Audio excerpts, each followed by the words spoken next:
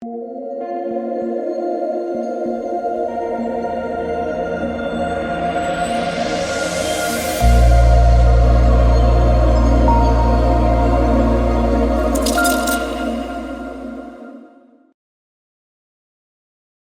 4 of the XFL is almost here. Making this video Thursday night. I guess going technically into Friday morning right now. But yeah, we got the 4-game main slate. Still decent sized contest. There was a bit of overlay last week. So do your job. Everyone go enter these contests. We'll continue to get decent sized stuff. 25K to first is not bad for week 4. But before we get into the video and talk about the plays, let's recap last week. So once again, it was another really good week for me. Been extremely profitable XFL season so far, and I'm hoping to keep that going. So I went with a Seattle double stack, Ben DiNucci, Pearson, and Blake Jackson. I played Davion Smith at running back. He was a bit disappointing, but the work was still there for him. Kirkland absolutely smashed at relatively low ownership. I thought he'd be really chalky. Only came in at 36%. I played a low-owned TJ Vasher who got injured. That is now back-to-back weeks that I've had an injury in my lineup and have still cashed easily in tournaments. If Vasher didn't get injured there in that game, it could have been a massive day for me. And then I went to the chalk Renegades defense, who were solid, finished with 12 fantasy points. But yeah, so that's a recap there. The sponsor, guys, of this video is Prize Picks. I do not see the XFL board up yet, but they do offer props for XFL. And if you're not familiar, you can use the code DKDFS for a 100% match up to $100. I'll have it linked down below. But basically, if you deposit using my code $100, it's a free $100 to play with on the site, or $200 total. And yeah, you can mix and match sports. If you want to play a couple from NBA, a couple from XFL, you can do that. So yeah, make sure to take advantage of that free money if you're a first-time user. And all right, let's talk about these games. So we'll start with just talking about the quarterback position, and then we can kind of go through like team by team with the running back and wide receiver position. So the quarterbacks for this week, you got Ben DiNucci, AJ McCarron, Brett Hundley, all at the top, all 10K plus. All those guys played 100% of the snaps. There was only two teams that used multiple quarterbacks. That would be DC and that would be Houston. Every other team, Seattle with DiNucci played 100% of the snaps. AJ McCarron played 100% of the snaps. Brett Hundley played 100% of the snaps. Jack Cohen, even though he was awful, still played 100% of the snaps. Kyle Sloter played 100% of the snaps, and Paxton Lynch played 100% of the snaps. So, again, only two teams that use multiple quarterbacks. So, of these top-end guys, DiNucci, McCarron, and Brett Hundley, I still think my favorite probably would be DiNucci, just for the way that Seattle runs their offense. They push the pace. He threw 37 times last week, went for almost 400 yards. So, I do like the floor plus ceiling quite a bit there on DiNucci. I think AJ McCarron is relatively safe play. This offense has looked pretty good. It's going to be the home opener in the Dome. Should be a lot of fans there. So don't mind McCarron. And then Brett Hundley had a nice bounce back week. Went for a lot. The positive with Hundley is his rushing ability. Ran 66 yards and a touchdown last week. Didn't have the best day through the air, but yeah, that is the positive with Hundley, is he has the rushing upside. Brandon Silvers, he's in that high-powered offense, but again, they will bring Cole McDonald in at times. However, last week the snaps did tick down in McDonald. He only played 17% of the snaps, where Silvers played 83%. So I don't mind a contrarian Brandon Silvers. The downside is there are just times where he won't get red zone snaps. So there is some risk there. I don't think I can get to Tiamo, even though he had a decent week last week, just because, again, he's still splitting with King. Paxton Lynch, 8.4, and was okay. He's a fine contrarian quarterback play. I don't think I can get to Jack Cohen. I'd be a little bit worried about him getting potentially benched. Kyle Sloter also wasn't great. I guess he wasn't awful either, 18 of 23 for 124 yards. I think he's, again, playable in a large field tournament. But I think it's mainly the top-end quarterbacks I'm looking to. All right, so running back, let's quickly scroll through each of these teams. So for Houston, Max Borgi, I don't hate him. Like, the price is high on him. But he's in that great offense. He's playing about half the game, and he's still getting a lot of targets, at 4 targets once again. So if you have the salary for Max Borgi, I don't mind him. He's gone for 17, 12, and 12 fantasy points over the first 3 weeks. I don't think I can get to the backups. I mean, Nick Holley, for what it's worth, is a wide receiver, but his snaps went way down last week. On the Orlando side, this offense really, really not great. So that's the downside. John May Martin, Calvin Taylor, it's a relatively even split. So I guess if I was to pick one, it would be a 3K Calvin Taylor, but don't love either running back there. For San Antonio, so you're still getting Keelan Ballage playing a good chunk of snaps. He played 57% of the snaps, did have 10 carries, and ran 18 routes. So I think he's wouldn't be like my optimal running back, but still playable for tournaments. Jacques Patrick at 5'2", still kind of mixing in behind him. But yeah, I wouldn't call either of those running backs a must. Now for Seattle, Knox is out.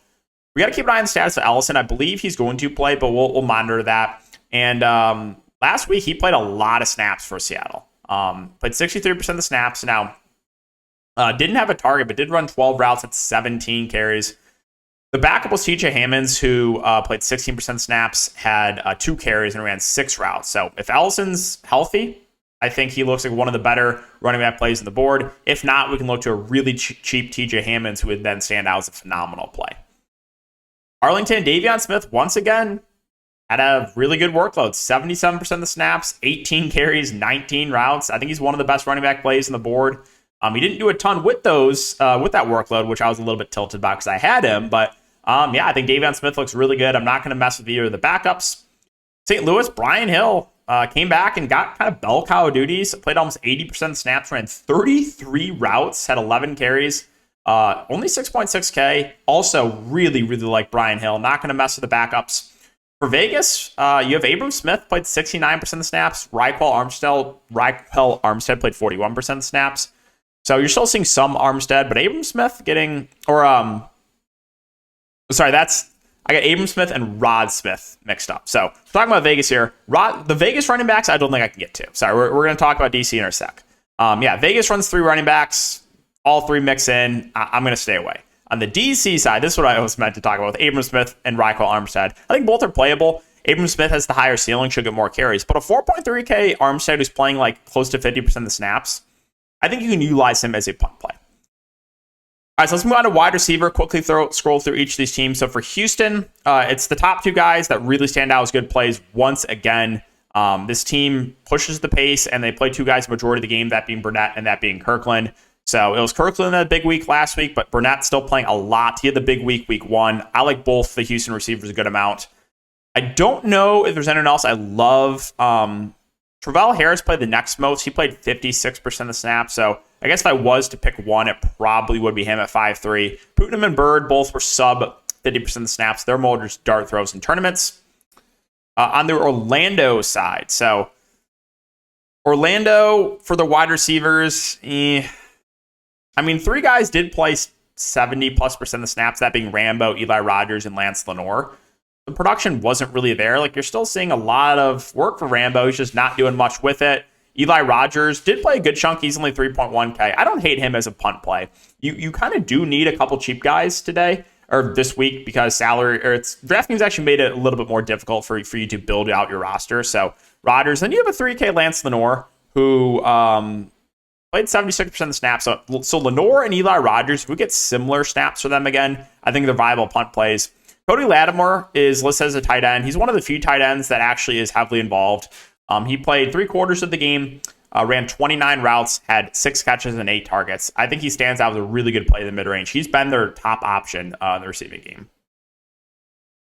San Antonio and Seattle. So again, TJ Vasher is confirmed out. Again, he got injured relatively early in that game, and it could have been a massive day for me. But yeah, he got injured. You got Jalen Tolliver, who is listed as probable, but he barely played last week. Maybe because of the injury, he only played 7% of the snaps. The 2 guys that played the most, surprisingly, were Fred Brown and Travis Johnson. Both played 86% of the snaps. Neither really did much.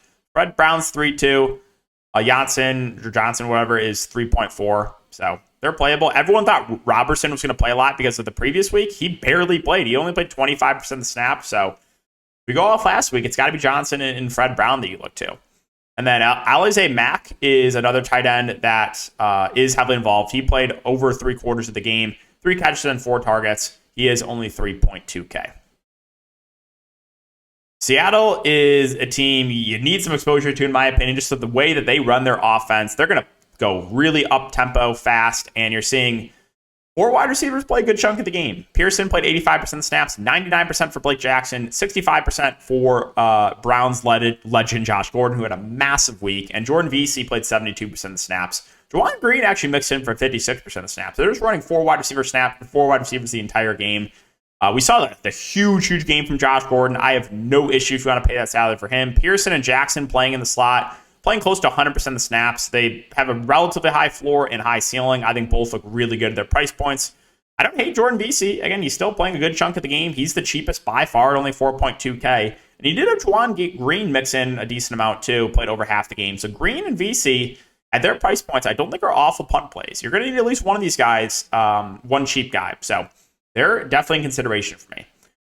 Arlington, besides Sal Cannella, I have a really hard time getting to this team for wide receivers. I guess if I had to play one, it would be Tyler Vaughn, who played 60% of the snaps. But they have 5 wide receivers. They're all kind of mixing in evenly, so nothing standing out there. Again, if I had to play one, it would be a 4.6K Tyler Vaughn. However, Sal Cannella, I do like. Played almost 100% of the snaps, 5 catches and 7 targets. I know he's pricey, but I think he's pretty safe in a game that they probably will be playing from behind. Moving on to St. Louis. So St. Louis, I don't think they have it here, but Marcel Aitman is out. Okay, it's not updated, but yeah, I believe he is confirmed out. So it's not updated yet, but I don't believe will be playing in this game. So for St. Louis last week, you saw Darius Shepard play 75% of the snaps. Keem Butler played 68%. Austin Proehl played 74%. So those 3 would be the guys I would look to. But the guy that has been getting like a lot of the work has been Keem Butler. Last 2 weeks, 16, 28 fantasy points. He's getting heavily involved. Had over 100 yards last week. I think he's a good play. Darius Shepard, Austin Proehl are reasonable options in the mid-range. They're not getting as much looks as Butler, but they are a bit cheaper. And yeah, Proehl should operate there in the slot. Finally, Vegas and DC. So on the Vegas side, the positive is you still are getting 3 guys playing a majority of the game in Badette, in Martavis Bryant, and Geronimo Allison, but it's not a lot of production outside of Jeff Badette, who had 4 catches and 8 targets. But the former NFL receivers have not done much in this league, that being Bryant and that being Allison. The snaps are still there, though. So Jeff Badette, 9.7, feels a little bit pricey, but I think he's a solid contrarian wide receiver play. Allison and Bryant, I mean, absolutely no one's going to play them. They haven't done anything the first 3 weeks. The only positive I can say is they're still playing a majority of the game. And they still are former NFL wide receivers. So would I be surprised if one of these guys is a good game? No. But it's really hard for me to go there with confidence right now. And finally, the DC defenders at wide receiver. So this is more of a run-first team. However, you did have 3 wide receivers play a good chunk of the game. That being Blair, Hammond, and Lucky Jackson, all playing 80+% of the snaps. So those would be the guys to look to. Hammond 6'6", Blair is 4'5", and Lucky Jackson's 4'7". So factoring in price, it probably would be Blair and Jackson, the easiest guy to get to. Tight end Ethan Wolf has been involved, but he is out for a while, so do not go there. And then for defense, we know defense is a super high variance position. So to be honest, all 8 defenses are in play, but if you want the chalk, I mean, probably any team that's playing Orlando. So the Roughnecks, I think, look like a solid defense. I don't mind Seattle going up against San Antonio. The Battlehawks playing at home, I think, is a pretty solid way to go. So, and even the defenders against Vegas. Those would probably be the top defenses. If you want to target a cheap defense, though, you can. Like, any team could throw a pick 6. Like, for example, like DiNucci is very turnover prone, even though that team probably puts up a lot of points. So, all 8 defenses are in play. But yeah, that's going to wrap it up for the video. So again, guys, if you do enjoy the XFL videos, just make sure to like, subscribe, hit the notification bell. And if you're looking for more in-depth content, if you want all the snaps, all that data, you know, I've mentioned some stuff in this video, but I posted all that on patreon.com. I post content for all the showdown slates, the late showdown slates. I have content for the main slate, player pool, live streams, all that good stuff. So if you're interested in that, you can check out my Patreon link down below. I've had a phenomenal XFL season, hoping to keep it going for week 4. But good luck, and yeah, we'll see you all in the next video.